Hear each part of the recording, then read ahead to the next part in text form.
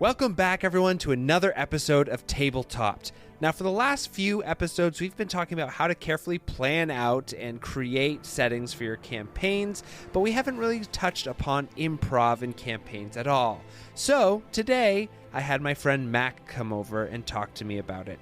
We're both trained improv comedians and actors, but we really delve into how to foster a very fun and improvisational environment in your campaigns.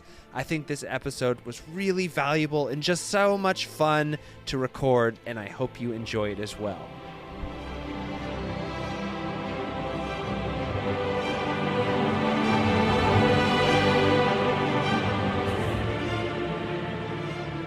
All right, well, welcome, Mac. This is Tabletopped, the TTRPG podcast where we talk about storytelling and stuff.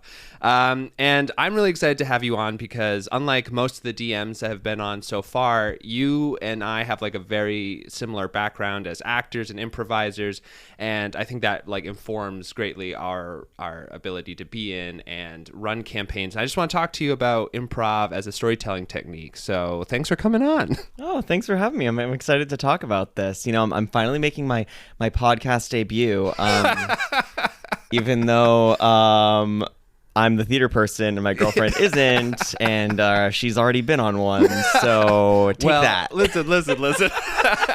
Well, I do want to say, though, that as a community, people usually think of 5e as like the gold standard, or Dungeons and Dragons as like the main one. But right. Both of us make our homes, at least as GMs, outside of that system. So can you tell me a little bit about that?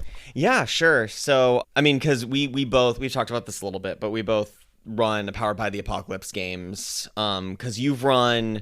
I always want to call it Amnesty, even though that's the Adventure Zone season about it. Yeah, it's Monster of the Week. Monster of the Week, right. Yeah, so you're running Monster of the Week, and I've run City of Mist for over a year now. Yeah. With just a group of 3 people. Yeah, and I started DMing with D&D 5e. Yeah. That's where I first started playing tabletop role-playing games. And I kind of got... I mean, I still love D&D 5e. Like, Don't get me wrong. It's a very good game. It's pretty fun. It's a really, really good system. But I got a little disenchanted with it just because it's really hard to get new people into it. Yeah, for sure. So it's also just like very rules heavy. So like if you're trying to get someone to explain it, like D&D Beyond and stuff is a really great like way to usher new people in without a lot of legwork. But when compared to a lot of other systems, it's just like, how much math do I have to do? Like seriously. Well, and then also talking about like improvisation, right? Yeah. I mean, the more rules that there are, and the more that my players give a shit about said rules, the less I can make stuff up. Yeah. Well, and this is the first thing that I always find when it comes to a rules-heavy system. And I know that some people would argue that D&D isn't a rules-heavy system, but I sort of think it is I mean, there are numbers over 20. Yeah, so exactly. Like that's, I don't know, sometimes it's hard for me to do math. 23 plus 11? What that? Yeah, exactly. I don't know. And also like the way that like spells are made, it's like all of them are written within an inch of their life so that they're very specific. Yes, and they need to be because of the system. Right, if they exactly. weren't, people would just be breaking the game all the time because that's what D&D 5e players like to do sometimes. Yeah, so and that's the thing is that whenever I ran a D&D game, I was always like, yeah, you can basically let me know what you want to do and I will tell you what you can roll to do that. It's like I'm super anti like not letting characters do what they want to do. Oh yeah, just let them do what they want to do. I mean, if they want to try, I mean, you know, they can try anything, and that 20 isn't always going to get you there, but it's going to get you damn close. It's going to get you a treat. You know, it's going to give you a piece of candy. It's not going to kill the big bad evil guy, but it is going to give you, like, you got a magic thing that's good for beating the big bad evil guy in, like, 16 sessions when this campaign is going to end. Exactly. And also, like, depending on what they're trying to do, usually they're just trying to have a moment where something really interesting happens. And like a lot of times that there was a time where I was playing and one character was like, okay, I want to like use my thorn whips or whatever to like wrap around the mast of a ship and like swing across this like from one ship to another. And I was just like, yo, that's like super cool. And like, why are we talking in this moment about whether a thorn whip can reach that far when it's already just like a magical whatever? It's just like, let them do it. Right. No, exactly. I think that like the only thing that scares me about something like that, not that I don't think that's a bad thing at all, but the thing that scares me about things like that sometimes is the precedent, right? And you have to be really careful. And actually, it really is a lot of responsibility of the player, right? Because the players have the responsibility to, I can tell you, player, you can do the fun thing. Yeah. But this also comes with an understanding, player, that if you try and break my game by using this logic against me later, I'm not going to let you do the fun thing again. Yeah. Like it's a give and take where it's like, okay, listen, I also am a huge fan of your character and I want you to have this moment. But if you fucking try to rules lawyer me, I am going to destroy you. Yep, exactly.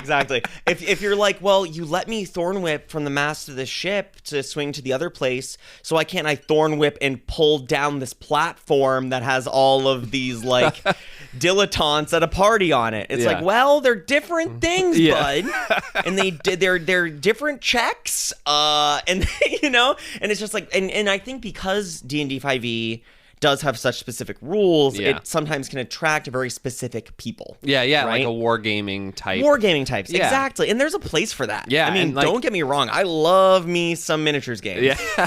I do, but there's a time and place. Yeah, I've always found it really hard to balance the role-playing / storytelling aspect of D&D with the actual mechanics of it. Yeah. Because like I think both you and I, as actors and people who have done a lot of like different aspects of storytelling, are like super aware of pace and tempo of a thing, and just like the way that combat works, it's slow and it really makes slow, and it makes the storytelling like really hard to maintain when you're like, all right, this person like says this thing to you and begins to like evaporate and like a horde of orcs or whatever come down upon you, and then it's like, okay, for the next 2 hours we're going to decide what individual moves each of you are going to do or whatever, which is why I have always gravitated towards other systems that are much more like, all right, a horde of people are coming at you. What are you going to do? Like, roll one of your things or whatever, but we can progress this like really fast. Yeah, absolutely. Well, and that's why Theater of the Mind is like very attractive to me too. I mean, I don't really use a battle mat unless I have to. Yeah. And, so full disclosure, I have 2 games going right now.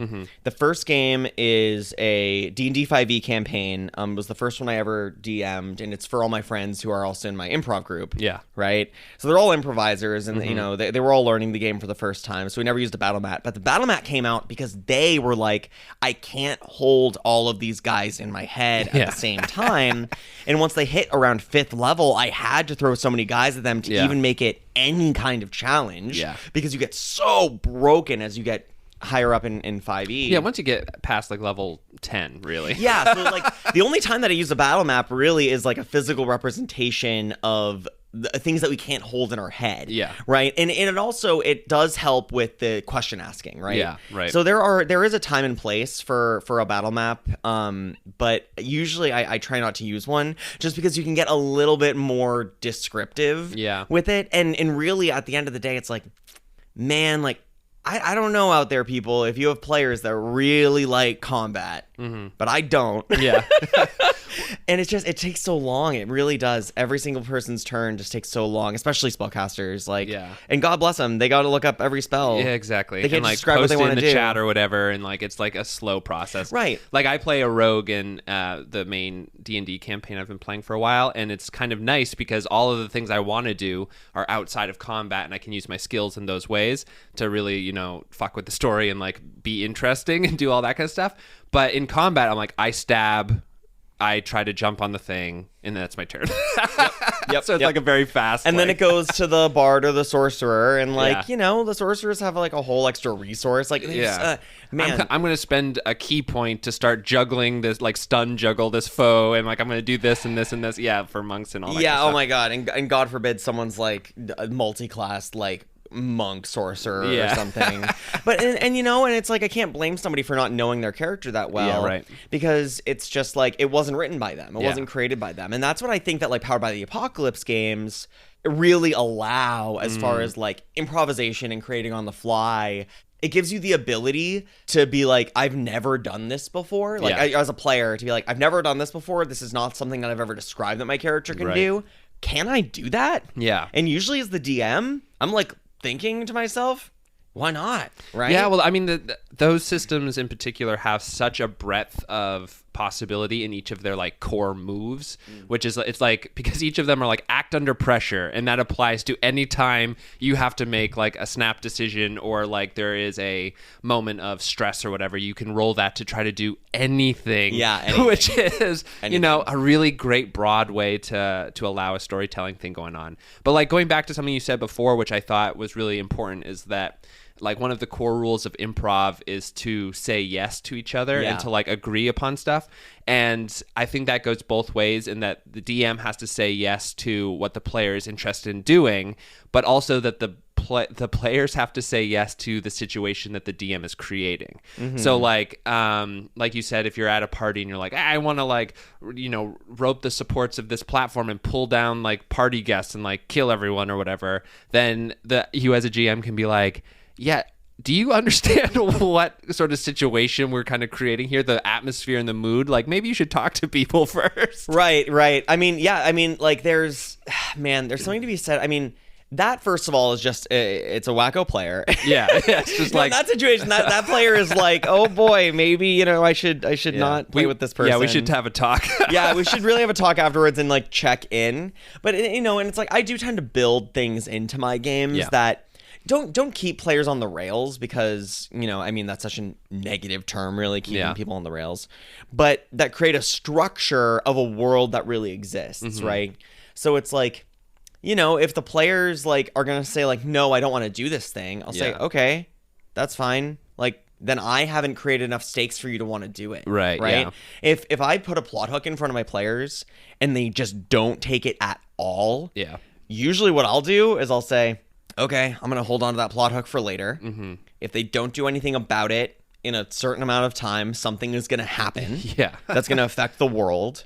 And that's what it is, you know? And then we move on to whatever they want to do. You know, because the main characters of the campaign isn't me. It's you know, it's not like, at the end of the day when we're telling stories about the campaign, we're not really going to be telling stories about NPCs. Or what I did as the DM, we're going to be telling stories about how the player characters interacted with those things, right? Yeah, it's sort of like an ego test as well, that as a GM you really have to set aside the idea of like your story or whatever. Like, I want to tell them my story, at least for me, because like when I have the most fun, it's when people are excited about something and you're like, fuck yeah, this is awesome. And then you just get to contribute to the thing that they are super interested in. And that makes it fun for everyone. Like, there was a really stupid thing that happened in my Monster of the Week game at one point, where they were trying to like get this sword fixed to get ready for like the next big thing, and it was during like sort of a downtime episode, and they decided to go to this like swordsmith in a town over, which I had not planned for, because they weren't ever really supposed to leave the town. And they go on this road trip, and then they realize that, oh, we don't have like $8,000 to fix this sword, to have someone forge a new silver sword. And then they were like, okay, well, I bet this Blockbuster, or this, no, what was it? It was a Best Buy. I bet this Best Buy has like enough money. And so then they were like, let's try to rob this Best Buy. Again, something I had never accounted for. But then I was like, yeah, okay, you guys go in. And then they started realizing like, oh man, the manager is like trying to crush a Union drive within the Blockbuster, and just like start adding layers into it of like what I was, you know, adding to the situation that made it fun for me, and just like made it fun to see how they were going to react within the situation. And I feel like that is the best of both worlds of like, yeah, I get to have my ideas in there, and you guys sort of are running the show, and that's, to me, when the best stuff happens. Yes, I know, and I think that's really poignant, right? That the players should be running the show. Right? The players absolutely should be running the show, and that doesn't mean that they get to do whatever they want, because the players should be invested in the story too. And if you're not invested in the story, what are you doing? You have to care. Why are you here? Why are you here if you don't care? You know, you should at least care about your character at the very least. Just from a place of self-preservation. Exactly. You know, and I think that what you're getting at here too is that it's like, our job, right, is just to create stakes. Yeah. Right? It's just to create stakes in like high intensity moments. You know, like one of the highest stakes moments in my City of Mist game was one of the players' roommates started dating her. This is like set in the 90s in like a Seattle like city, right? One of the players' roommates started dating the guy that she had a crush on, and she was too nice to say anything about it. And so I had given her the plot hook that she was going to go on a date with this guy, and I had intended it just to be as like a man, like kind of planting strife between people, you know, like trying to get her to maybe like feel something, like create an emotional situation. And instead what happened was she tracked her, she like stealthed behind her and like just awkwardly like wanted to watch the date. And then to get the other players involved, they went on the date to the coffee shop where one of the players worked. Yeah. And then the other player thought that the person following their roommate was in trouble. Yeah. So they followed her to make sure that she wasn't in trouble. So now we have a whole session about basically someone stalking their roommate to watch them go on a date with the guy that they have a crush on. Yeah. It's sort of like a rom-com. It's a rom-com. Exactly. Exactly. But that's what the players wanted that session. Yeah. They didn't want to engage with like the big bad evil guy that I had set up. Yeah. They didn't want to do a big fight. What they wanted for that session, and I think what they needed in their lives as people, right, was just a fun session where like they just dig themselves into holes. Yeah. And that's fun, right? Because now that she's dug herself into that hole, oh my God, that is such a fun, muddy hole to play in for me. Yeah, you know, I can go in there anytime that I want and pull out anything that I need to from that. I'm like a pig wallowing in filth. Like literally, I let the players create the filth and then I wallow in it. Yeah. I mean, Urban Shadow actually, like another system I really like, actually builds this into how you're supposed to run situations where at the beginning of each new arc or whatever, you look at, as a group, decide who is trusted the least amongst all the players. And then you say basically to their character, what rumors have you been hearing around town? And that's what starts the new arc, right? Cool. Yeah, so it's like allows immediately, and like I think that some systems are really smart about doing this, about creating those stakes and the attachment that you were talking about you as a player being like, yeah, I've heard this thing, and obviously that's something you're interested in, and so already at least one of the players is like wants to see this through, right? Yeah, absolutely. And I mean, and that should work in any system. Yeah, it should work in any system. It's like, you know, I love you. I love you, Lord DMs. I love you so much. But at the end of the day, it's like your lore doesn't fucking matter. Yeah. If your players never want to engage with it and don't care. Yeah. Right? It's like the lore of the world really should come from what the players want to do. And your job as the DM to make them feel safe enough and like there's enough structure that they can create within that structure, right? What's the saying about like limitations breed creativity? Right. It's something like that. Yeah. It's something better than that. It's something way better than that. Yeah, no, but I totally get what you're saying too, because like going back to the thing you said earlier about sort of like that insane sort of murderous action that potential player could do, like maybe what the players really want to do is have like this kind of crazy short-lived campaign of them sort of on the run, like Bonnie and Clyde sort of thing. And if that's really what they want to do, then you can be like, yeah, you can do this, but you're gonna be chased for the rest of your life by like the guard or whatever. Yeah. And you can have that campaign. It's just gonna be, you know, you should probably make it clear to them like, hey, if you do this, you're going to have to live with these consequences for the rest of the time that we play this game. And so will the other players. Yeah. So you better hope that they're into it too. Yeah, exactly. And if you've all agreed, you know, if you have all agreed that like we are going to do a Murder Hobo campaign. Yeah. It's going to last 6 sessions. We're just going to get it out of our systems. Yeah. And then we're going to go like do something else. That's fine.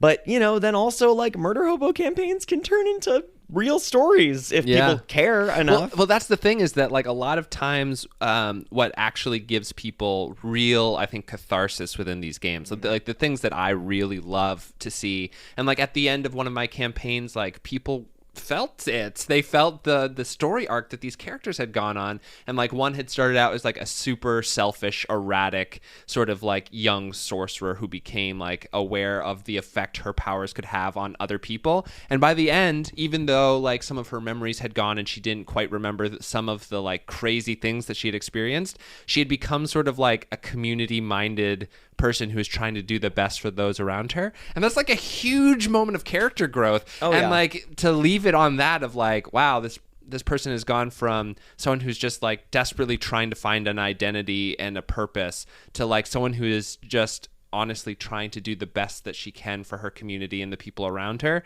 Like that was meaningful. And so I think that if, like you said, they want to do like a murder, like they start out being like super selfish, murderous, rampage people, then there is the possibility in there of redemption. Like a redemption arc is really interesting, and a lot of, I don't know, I just like, I'm not super into the anti-hero trope anymore. And so like allowing people to start as like, yeah, I'm like this like grizzled whatever who just like hates life, and then at the end maybe finds purpose and meaning, like that is more meaningful to me than just like, hey, we're on the run and like what a crazy adventure we had. No, of course, yeah. And it's also like I'm curious about where did that choice come from? Like, what seeds did you plant to get her there? Or what seeds did like you plant to get them there? What seeds did they kind of follow to get them there? Yeah, you know, like, can you speak to that a little bit? Like, well, yeah. So honestly, it just came from me just being like very clear. There, like,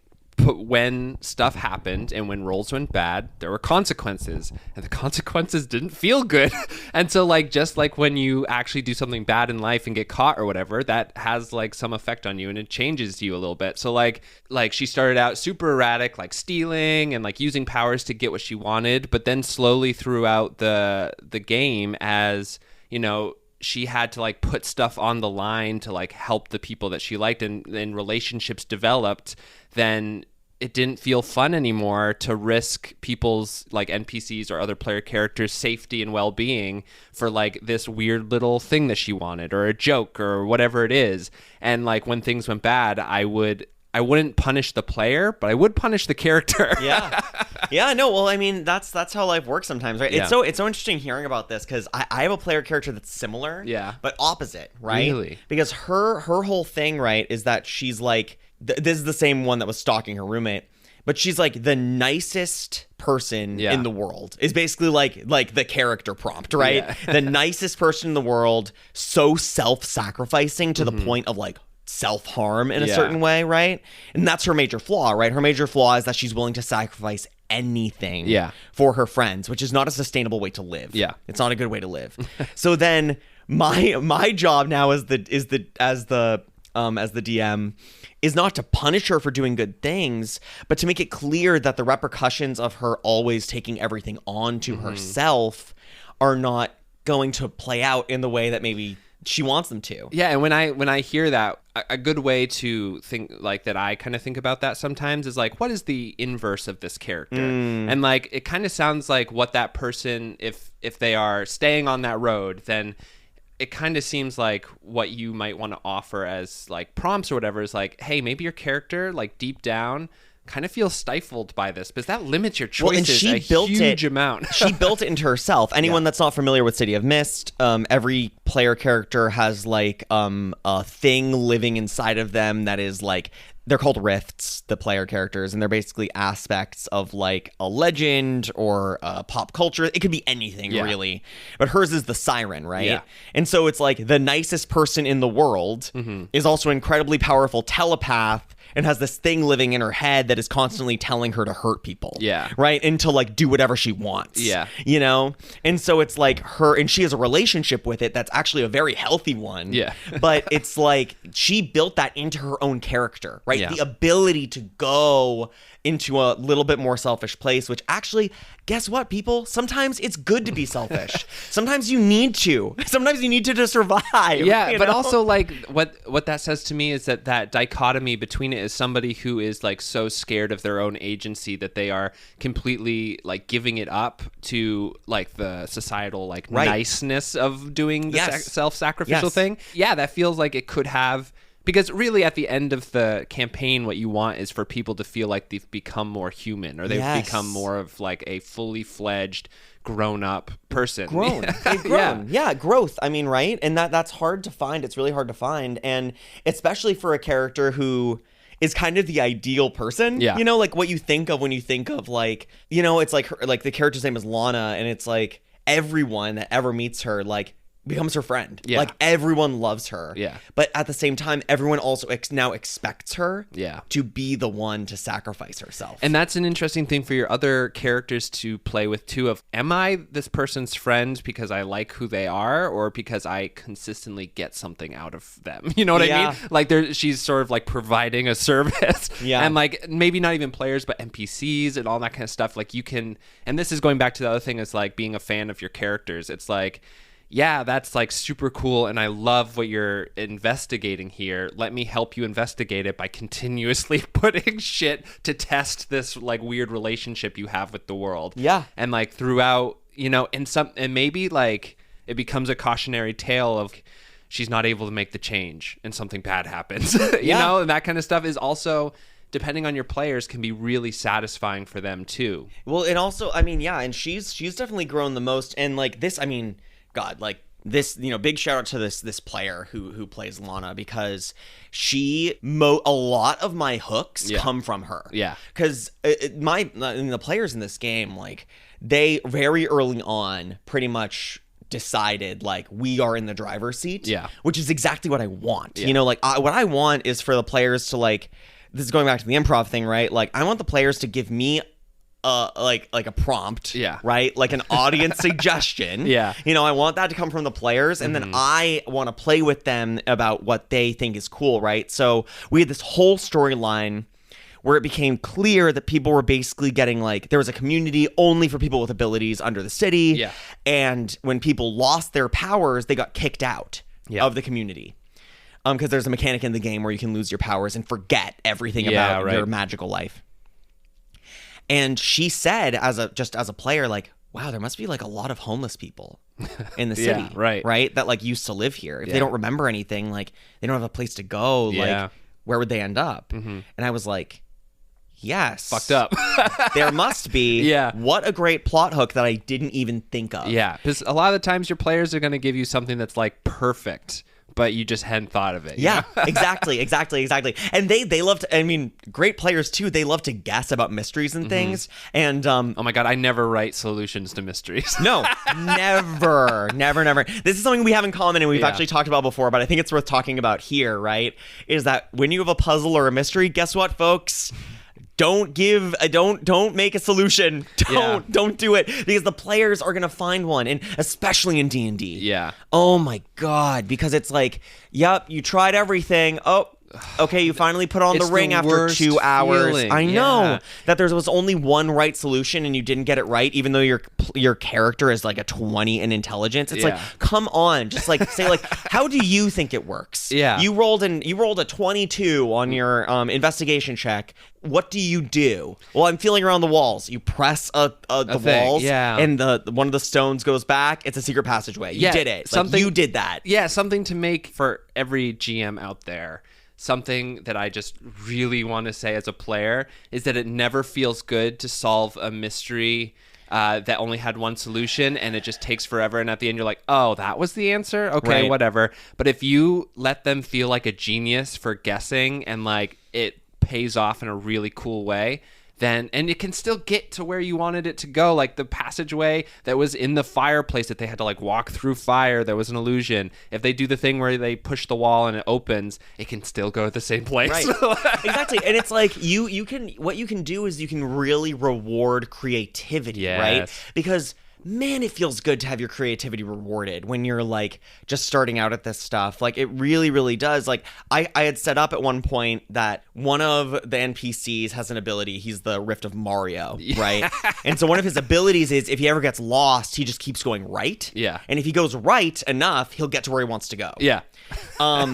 Which is just a really funny. It's just very silly. It's just it literally just made that up on the spot one day. But what my players, they were stuck in basically someone's like mind palace, like in basically someone's brain, like a kind of like a dream world. And I was like, okay, so what do you do? And one of them was like, I go right, and I just keep going right, and I think about Rio, who's the Rift of Mario, and it's like, and I hadn't thought that was like a good solution, but it was a callback to something. It told me, wow, like it tells you that they listened. You know what I mean? They listened. They cared about that. That stuck with them somehow. Yeah. And it's like now I'm like, great. Like that makes sense in this world, like it happens. Yeah. Yeah, it happens. So it's just rewarding your players for finding that stuff out on their own. And now here's the caveat to that, right? You can't give it to them on the first try every time. Yeah. Because then it doesn't feel hard. It doesn't feel challenging. It doesn't feel good when you succeed, right? If something's always really easy to succeed at, then what's the point in succeeding? Yeah, and this is the thing about, so going back to like D&D and stuff, I think that there's like a huge binary that is created with those roles where it's like there's a DC, and if you beat the DC, you do it, and if you don't beat the DC, you're fucked. And like, I think that what's way more interesting is that maybe they roll well, but it's like a really high DC or whatever, and you're like, you're like looking around and the portrait winks at you, and you realize that like that portrait didn't look the same way when you came in. And then that just gives everyone in the group a new line of inquiry. You know what I mean? And so like it doesn't say like, no, go back to the library you came from and look through every book until you find a clue. Oh my God. Yeah. Oh my, and then traps. Yeah. Oh God. Have I told you my new system for traps? No. I can't remember if I did, but okay. So my new system for traps is this. I'm going to spring a trap on you one time. Yeah. And then as you're going through a dungeon, right? We were going through a dungeon basically in this game, and I had someone roll like a perception check. They didn't roll very high. They got a trap sprung on them. Yeah. It didn't like kill them, but it did some damage and stuff. Yeah. And then I said, okay, but now you're aware that there are traps here. Yeah, you're looking for tripwires. So as long as you're looking for them, you're fine. Yeah. As we're going through, they'd like describe what they were doing, and then I'd honestly ask them, and you have to have players that are responsive to this, but after they did something, I'd be like, were you looking for traps while you were doing that? Yeah. And I have players that sometimes will be like, I don't think I was. Like, I honestly don't think that I was. Like, because sometimes they'll do something so bold and brash that they're like, damn, I forgot about the traps. Yeah, like, and you can kind of get it from like how they're interacting with people before, where they're like, I'm laughing and like, we just killed the monster, and I go, I say to everyone, I guess this was easier than I thought, and I open the door, and you're like, were you looking for traps? Yeah. And if they say, I actually think that my character would have been looking for the traps, even if I as a player wasn't, fine. That's totally fine, because there's a relationship here. Like, and if we're gonna be improvisational, if we're gonna make things up on the fly, if we're gonna be able to be like flexible, then there needs to be a relationship, like you were saying earlier, of yes and between the players and the DM. Yeah. And if that relationship is always one-sided, where the players always get their way and the DM always has to just serve them, that doesn't work. But it also doesn't work the other way either, right? Yeah. So it's really a conversation about like, what are we responsible for here? Yeah. You know, what are we responsible for as people, as players, as DMs?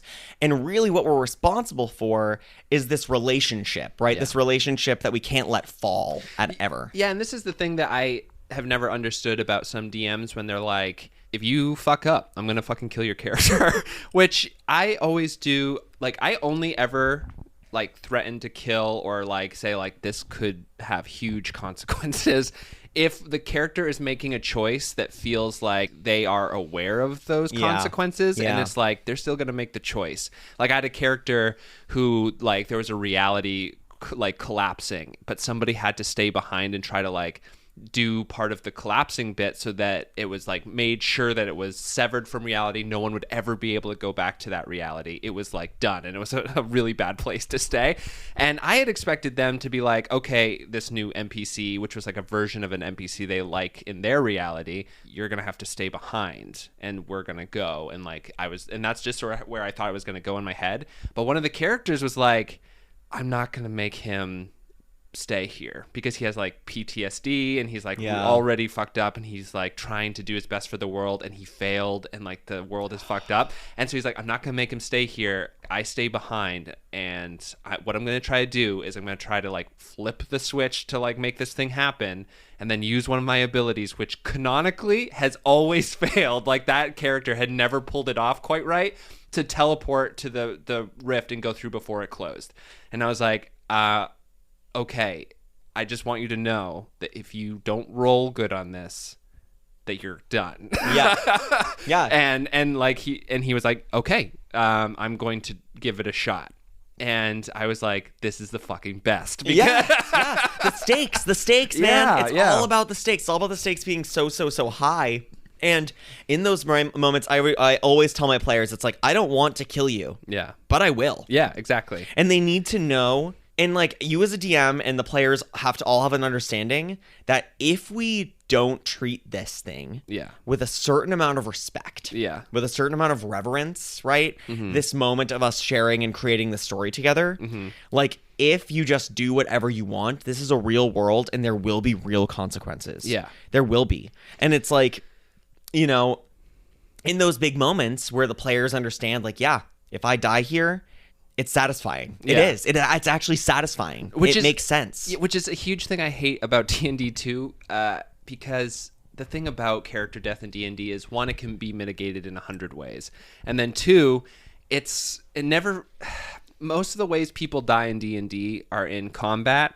And it's usually like in the middle of a combat and it doesn't really mean anything. Yeah. Like it's just like you got a bad roll, a monster is like stun locked you or whatever, and you're done. And then it's just like, I think that feels really bad for the character who's like, if you're a really good player and you're like, okay, death is on the table, but I want it to feel satisfying in some way. And then you just get like, you know, torn apart by a goblin because you just murked at like level 2 by a goblin that rolled a nat 20. And then you're just like, fuck, that feels terrible.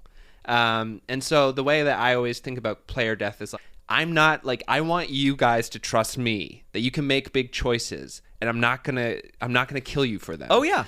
But you also have to like be respectful that like, you gotta let yourself be in like a precarious situation sometimes. Like when people are in a dungeon and they're like, oh, that battle was tough. Long rest, everyone. Let's do a long rest. I'm like, fuck you guys. Like, that's the worst. Why are you doing that? Yeah. I mean, I've had to create mechanics before. I'm actually doing one right now where my players are in like a frozen wasteland. And basically like there are some con saving throws they need to make. But one of the downsides, if they fail hard enough, is that they can't long rest. Yeah.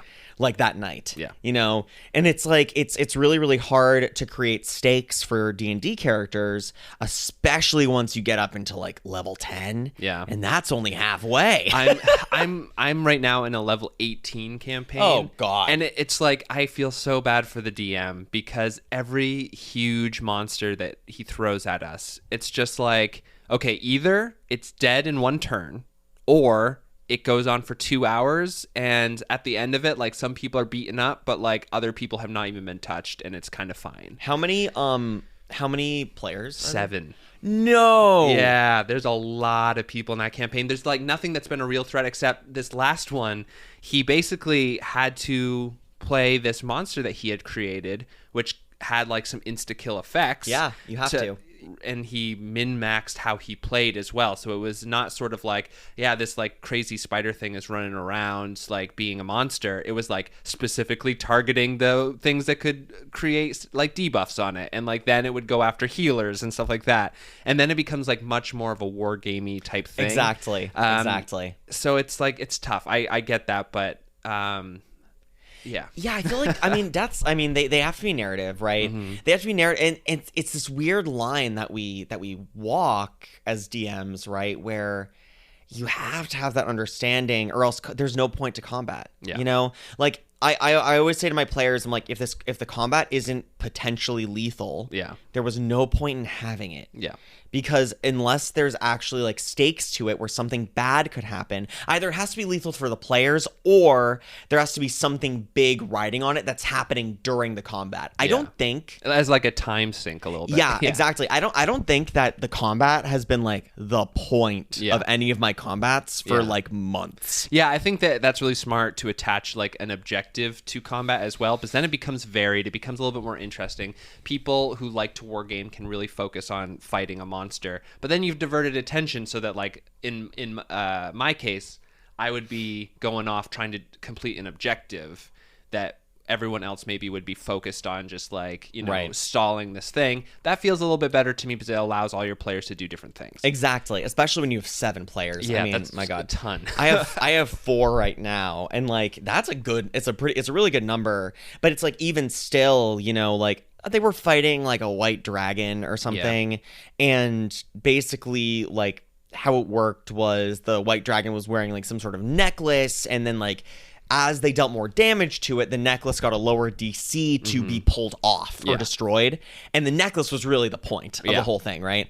So they could try to do that right away. Yeah. It was like a DC 35. Yeah. They probably weren't going to do it, but they could have. Yeah. You know?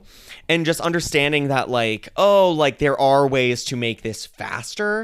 And then another big bad that I had show up, just like your DM in your game, like, she showed up, she cast Finger of Death on a or Power Word Kill, one of those, like the insta kill, something on an NPC. Yeah. Be like, okay, either you take the action to revivify him or you kill me. Bye. Yeah. You know, like give you a choice, you know, because in D&D, it's like there's so many things that the players can do, especially with a cleric in the party, to mitigate any kind of stakes. Yeah. So you need to build that in other ways. And part of that, right, is building NPCs that the players actually care about. I have to say that that's huge. Like, I play with a lot of folks that, like, an NPC becomes a little bit like a bargaining person where you're always trying to balance their, you know, their goals or whatever.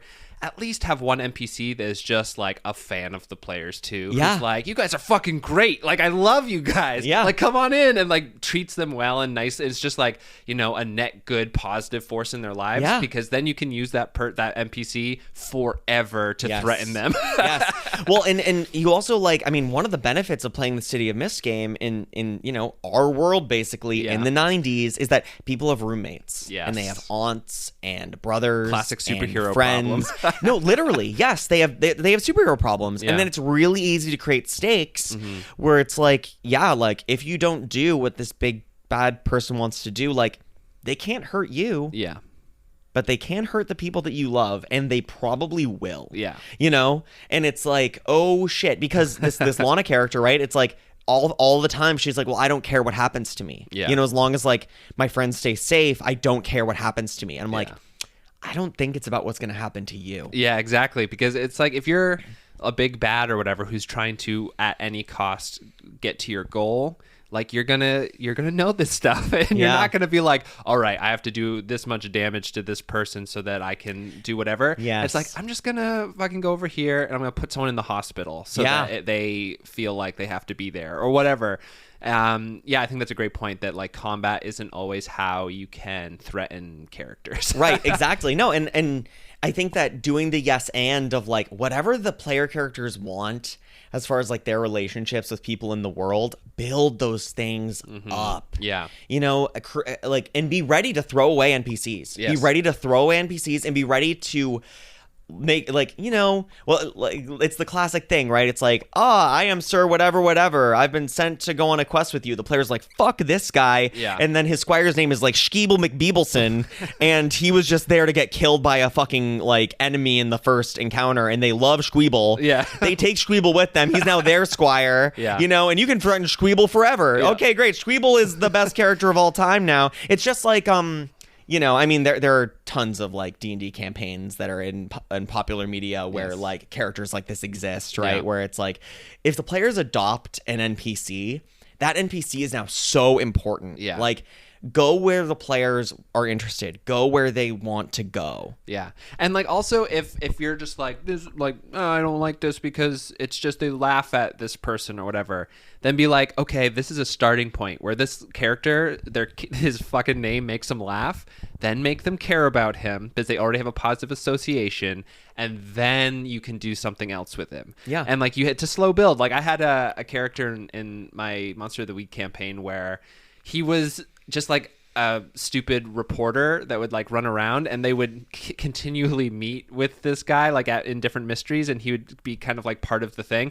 None of them were like, yeah, we love Scooter, but they knew Scooter. And then when I wanted a tone shift of like, this is the final arc, things that like the next 3 mysteries or whatever are going to be really meaningful. Did you hurt Scooter? Nick? I killed Scooter. You killed Scooter. I just straight up like, they were all at this like Christmas tree lighting, and like they started to hear screams, and they look over and there were these like monsters running through the crowd, and one of them just like had a chance to either go to their friend or go to Scooter, and they went to their friend, and Scooter got ripped in half. And it was like, you know what this means, everyone? You better fucking be careful with your choices now, because every single one of them are going to be lethal. Yeah.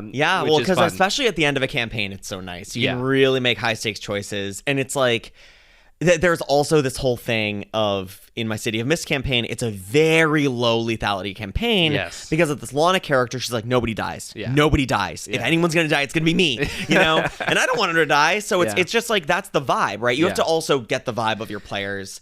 It's like, it's a very low lethality campaign, but with this Mario character, I killed him. Yeah. You know, because I knew that Mario, of course, has a mechanic where you can get extra lives. Yeah. So, like, I threatened them, like, with, like, I will kill people, you know, and this is how it can happen.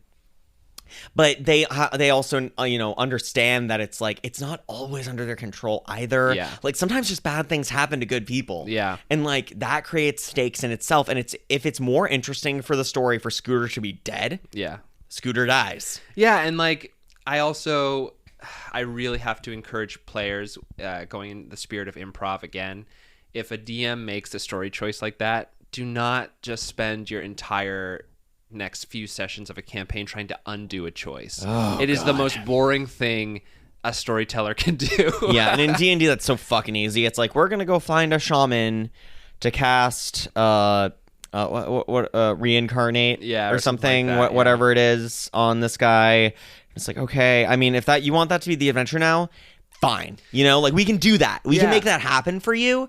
But it's like, man, in a world like Monster of the Week or City of Mist or any of these other ones where it's like, death has to be, some things must be permanent. You know, and there are actually mechanics in City of Mist, which I love, where it's like, you can fundamentally change your character forever. Like, your character has like 4 main traits, and if you make certain choices during the game, you might lose one of those traits forever. And they might be replaced with something else. You know, like, one of my characters, like, he was like a martial artist, and there's a move in the game that you can do, basically like an action you can take, where you stop holding back, right? So you let your powers take you over to do something insane. So basically there was this like boss monster that I had or like boss character where I was like, all right, like, what are you going to do? And he's like, oh, I want to rip her in half. Like I'm done. And I'm like, okay, so you want to stop holding back? And he was like, yes. I'm like, all right, you have 2 choices here. You can kill her or you can incapacitate her. And he said, okay, I'll incapacitate her. He's like, great. So that was the choice that it didn't like really fuck him up, but it did replace his martial artist thing. Now was completely taken over by his bestial powers that he has, because he's like, the inner beast is his thing. And it was taken over by that, and then now he got a new fighting style, which was all based around like turning into a monster, like going beast mode, right? And it's like, that was a choice that he made that fundamentally changed his character forever, right? I also think that like a GM's role is to act as like a karmic force in the world, where this player still hates me for it. But it was like a first session. We had our session 0. We had sort of a prologue, and it was the first session where like something was kicking off in Urban Shadows, and they went all kind of gathered around this town square where like a big bell was ringing, and they found out that one of the like faction heads of the werewolves had been just like murdered in the night, which is really hard to do because werewolves are very like tough, right? And just like had been blown apart, like his stomach just had a hole in it, kind of thing. And it was just to set up the mystery. And then this guy was like, the guy was the werewolf was the leader of something called the Greyback Protection Agency, which is sort of like the muscle in town that you could hire to help you with your jobs. And the guy who is the player was like, well, I'm glad I didn't hire him. And a werewolf, like, I was like, wow, what a like a mean thing to say, standing over this body, this dead body with a bunch of people all around you. And I was just like, next to you, a werewolf just turns to you and says, what did you just say?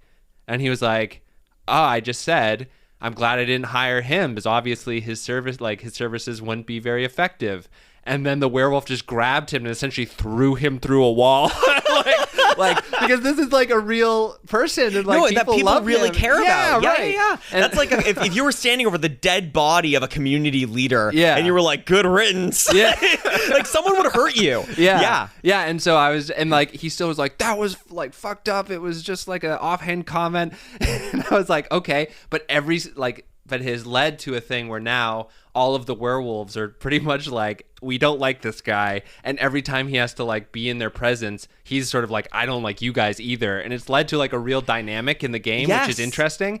And so like this kind of karmic force of like, hey, I'm gonna hold you account for your actions, also allows you to, you know, build something rather than just punish. Exactly, right? Because if you had just thrown him through the wall and then that was never mentioned again, and it was just put there to like deal some damage to him or something, like that would be totally different. But the fact that you follow up on it, right, that it's like good things like this is one of the reasons why we have so many goddamn NPCs in my City of Mist game is because the player characters just make friends with everybody. Yeah. Like that's all they want to do, which is totally the opposite of like every other role-playing game I've ever played. Yeah, exactly. They just want to make friends with everybody, and in the same way, right? It's a karmic force, right? Yeah. It's like you become enemies with the people that you don't like, you become friends with the people that you do. Yeah. You know, and those dynamics are, if they're carried by the players, right? And it sounds like this player, even though he's angry that it happened to him, that's kind of part of it, right? Yeah, exactly. Because now he's angry not at you necessarily, he's angry at all the werewolves. Yeah. And that's a fun dynamic, right? And the thing that I was able to do with it, which I'm still kind of proud of myself, is like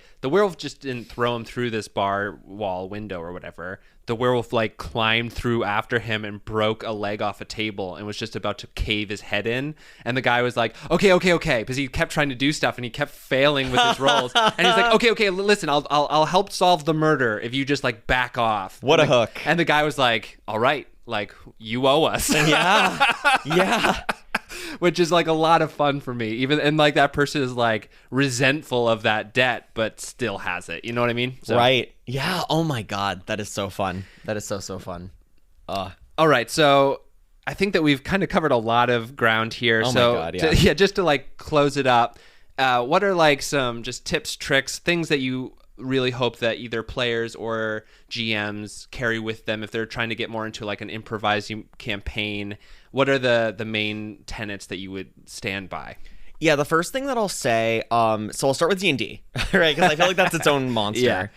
I'll start with D&D. The first thing is, don't worry about a goddamn pantheon, because most players don't care about that. Yeah. I would say worry about the gods that your players specifically choose for themselves. Yeah. And then other gods can exist too, but like mostly care about that. And that goes for like everything, right? Care about what the players care about. And think of what you want the ending to be. Yes. But then you have a structure to work towards. Exactly, because then you have a structure to work towards, but don't decide what the outcome to that ending is, right? Yes. So, for example, my campaign right now that I'm DMing, right, from the very beginning, that there's going to be a choice that either the players are going to the continent that they're on is floating in the air, and it's either going to fall to the planet below or it's going to stay floating, and they get to pick, right? It's come to the point where they understand that now, and they actually have picked a third option that I didn't even think of, but it fits the framework, right? As long as it fits into the general thing of like, that's how this thing is going to end. Come up with a general vibe of like what the end game looks like, and then let the players find their way there. Yeah. And be flexible with about how they're going to find their way there. Also, pacing. I think pacing's really, really important. I tend to have kind of a breakneck pace with my games. I would highly recommend that to any DM, especially in D&D, because it can be kind of slow. And then, like we were saying before, just like don't plan too much. Yeah. Don't really plan too much, especially when it comes to like dungeons or traps. And then for like role-playing games in general, that's a big one. But I would just say like be flexible, be open with your players. Oh, here's a big one. Let other players know your secrets if you're a player. Yes. Don't be one of those players that's like, oh, well, I have a very secretive and it will very never emotional pay off. backstory. It will never pay off. And if all the players know about your shit, but the characters don't, trust that you're going to be good players and you're not going to metagame it, but that allows the other players to poke you. Yeah. Just poke the bear a little bit, poke and prod. You know, if like your backstory is you killed your father because he was evil and you had to do it. And, you know, and then another player off the cuff can go like, oh my God, who would kill their father? Yeah, exactly. Right? And also it allows the DM or GM to be like, I'm going to put this thing in here that is designed for a character to feel like ugh, or wow, or whatever. And instead of that payoff being one person, it is the whole table that's like, holy shit. Everybody cares. Everybody cares, right? Everyone needs to know about each other's shit. Yeah. Like right away. And the payoff should be about the other characters learning about that stuff through time. The payoff also has to come from the DM putting certain things in your way, like you were saying, that really pay off. Yeah. Like, but if you know about this stuff early, then you can work it out. But it's never going to work out for you if you're going to be like, yeah, I have a really super secret backstory that actually really affects my character greatly, but I'm not going to tell any of you guys that, because I'm like, I don't care then. Then I don't care. Yeah. You know? Yeah, there was one person that I played with as a GM, and their character was a character from a previous campaign. And so they were like, yeah, so I want to kind of do this. I kind of want to keep a secret from everyone. And I was like, yes, but only because everyone else at the table had been in that campaign. Got it. So they are able to like pick up on the clues as well and be like, what the fuck is this doing here? And it allows for like a little bit of mystery of like, why is there a ledger in Draconic, but it is in the 90s Lakewood? Like, why is that there? And allows the players to kind of be ruminating. But if you're just like, yeah, my character is actually like a demon god and I'm going to consume all the other players, but like they can't know. It's like, man, you got to tell them, because just player wise, like, it doesn't make sense. And if like just suddenly after 3 years of playing with someone, they're just like, and now I'm either gone because you guys have killed me, or like I am trying to kill everyone, all of a sudden without any sort of like, because you can keep your secret better than most people will try to figure it out. Yeah. Well, because people aren't going to try and figure it out if it seems like so opaque. Yeah. Right? If it's so opaque, then no one cares, right? Yeah. But if it's transparent, like, then you can see the little plot hooks, you can play into them. Yeah. It allows the players to say yes, right? Yes. It allows the DM and the players to say yes to you, so don't keep it a secret. Like, and you know what? If you're at a table where you have told everyone your secret backstory, and session 1 somebody is like mentioning it in game, don't play with that person. Don't play with them. And it's up to the DM too, as a facilitator of that game, to, I'm like putting my teacher hat on now, as a facilitator of that game, to stop the game if that happens, and be like, just want to point out to everyone that like you wouldn't know about that. Yeah, let's like redo this, you know? And let's just retcon that, like, and then it's up to the player to say, oh my God, yeah, you're right, I wouldn't know about that. Yeah. Like, let's go back, sorry about that, and just keep going, as opposed to like, well, actually, my character does know about that, because this is my secret backstory. It's like, fuck you.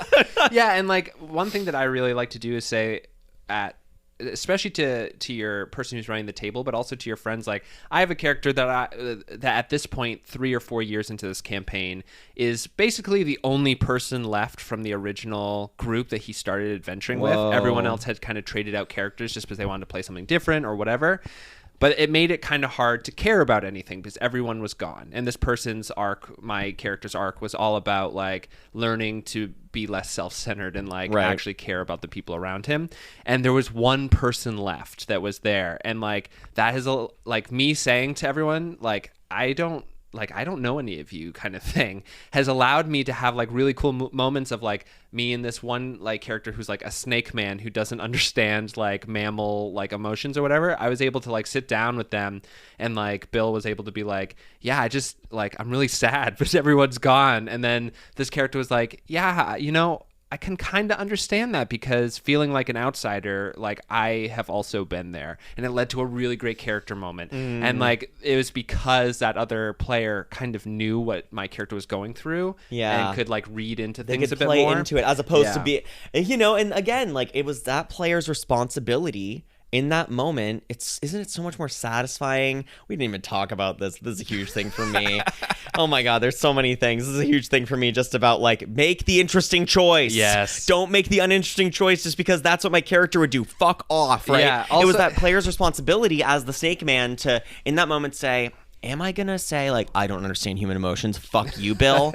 Or are they gonna say like, actually, in this moment, I'm growing too. Yeah. Let's move this story forward together, dude. Yeah. Like, yeah, huge. And I also think that that goes to combat too, if you're playing a more war gamey like 5e sort of thing, if your characters are starting to min-max how they play, like, I mean, I know that you're never supposed to punish people, but like make it not always the best thing to do. Yeah. Like make it so that if somebody does something crazy, instead of doing a lightning bolt, which is like it is hypothetically the best DPS per turn, like if they decide to, you know, do a crazy thing where they're trying to pull down a rock face and like create a barrier between them and like the goblin horde or whatever, reward them for that, because they are literally saying to you, like, I am way more interested in telling an interesting moment than killing your monster, than which rolling is, a bunch of d8s or whatever. So that's how I always DM, that if somebody tries to do something cool, I'm like,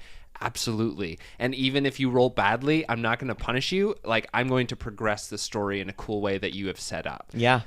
So like if you're pulling, and this is another thing that I think that Powered by the Apocalypse does very well, is that the only time that the GM gets to narrate is when you fuck up a roll.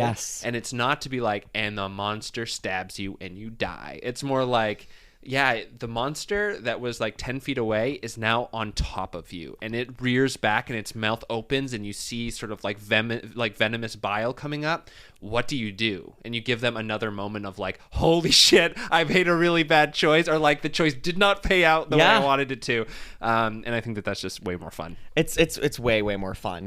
Because if there's an initiative, I mean, initiative is fine and everything. Like, I'm not gonna knock initiative on your podcast, Nick. But no, I really do like that a lot better, where it's just like, the players have agency until they don't. And when they don't, it's because they made a mistake. And like, that's great. That's and just like so characters nice. are supposed to make mistakes. Don't make here's another huge thing, that my little tidbit of advice for improv at the end is never make a player feel bad, make a character feel bad. Like, if you are punishing a character for a bad roll, punish the character, don't punish the player. Make the character feel like that was still a fucking cool choice. I still did the cool thing. It just didn't go my way, right? And it's like, and even if you punish the character, you can still give the players like what they want. You can still give the players what they want, and in the end, like, that's really the way that you should be doing it, right? Because, if a player's like, I want to stand in front of this and like take all the hits, and then the monsters roll really high and hit them a bunch, they still took all the hits. And you can narrate the shit out of that. Like, that is another responsibility of a GM, is to be like, you stand in the way of 100 arrows, and they start, like, you can feel your lifeblood dripping down your like armor, and the last thing you see as you fall backwards is like the shocked faces of your friends as they rush to try to help you, but it's too late or whatever. Like, that is how you do that sort of thing. Like, and like, that character can feel like, holy shit, I just did an amazing thing. And so that's my advice. Right, exactly. And even though they like, quote unquote, like, failed, they still succeeded, right? They still did their thing. And Powered by the Apocalypse is so good. It really is. Because you give people, like, it gives people a lot of agency about how they get fucked up too, which is great. There's a character in my Urban Shadows game that is sort of like, it's a Western style, so that it's a very classic sort of like, he's met a man on the crossroads and he has been given power, and this person helps him out, but maybe at a cost, and like there's like some like devil vibes going on. You gotta love that. And there is this thing where he like jumped out of a window, and he's like, I want to use all my like this innate power that I've been sort of like talking about to just essentially like get claws and rip this guy apart. Like, I want to jump down 2 stories on top of this person and just rip him apart. And then he failed a roll, and I was like, you jump out and you hear a whisper of the voice that you had heard before saying, you haven't paid your debts yet. And he just like did not be able to do it, and it's like, oh my god, it's like fun, And then it gives him a thing to go do, right? Oh, I got to go pay my debts, I guess, so that next time I can do this. Super cool. Player agency is great, even in failure. Player agency in failure. Say yes, always say yes to your players. Make sure that your players are saying yes to you, and everyone will have a good time.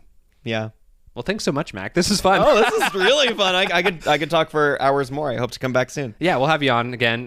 Just, if you are interested in hearing more about what Mac has to say about a topic, you can always send us an email at tabletopped@gmail.com or at tabletopped on Twitter. All right, everyone. Thanks so much for coming. Bye. Bye.